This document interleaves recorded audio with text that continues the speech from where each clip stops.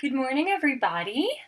I hope you are having a great day so far. It was great to see all of your faces yesterday on Zoom, and happy birthday again to Anna.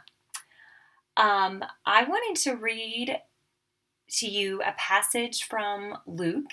It's about remembering what is most important. Is it earthly things or is it focusing on God and heavenly things? So let's read. This is Luke 12, starting in verse 13. Then someone called from the crowd, "Teacher, please tell my brother to divide our father's estate with me." That would have been like his house and his things and things like that. Jesus replied, "Who made me a judge over you to decide such things as that?" Then he said, "Beware, guard against every kind of greed. Life is not measured by how much you own." Then he told him a story. A rich man had a fertile farm that produced fine crops. Remember, we've talked about that word fertile. It means things grow really well on it, which would be good for a farmer. He said to himself, "What should I do? I don't have room for all of my crops." Then he said, "I know, I'll tear down my barns and build bigger ones. Then I'll have room enough to store all my wheat and other goods. And then I'll sit back and say to myself, 'My friend, you have enough stored away for years to come. Eat, drink, and be merry.' But God said to him, 'You fool, you will die this very night. Then who will get everything you worked for?'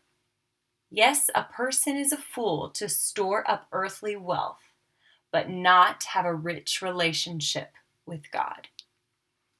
Okay, so that was a parable. So remember, Jesus told those stories to help teach his followers what something meant. But what he was trying to say there is it doesn't matter the things you have on earth. Now, there's nothing wrong with having nice things. But if that's all you put your hope and trust in, then that is foolish, because our hope and trust needs to be in God and in heaven.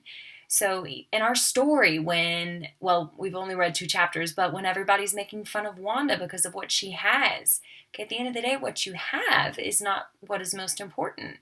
And right now, it's easy to get caught up on the material things that we're missing out on and the things we're not getting to do. But the Bible says if we gain everything but don't have a relationship with God, we have nothing. Okay, so be sure during this time that your relationship with God is something that you're working on, because that's the most important thing we can work on, and you have more time to do it. So I love you all. Hope you have a great day, and I will see you soon.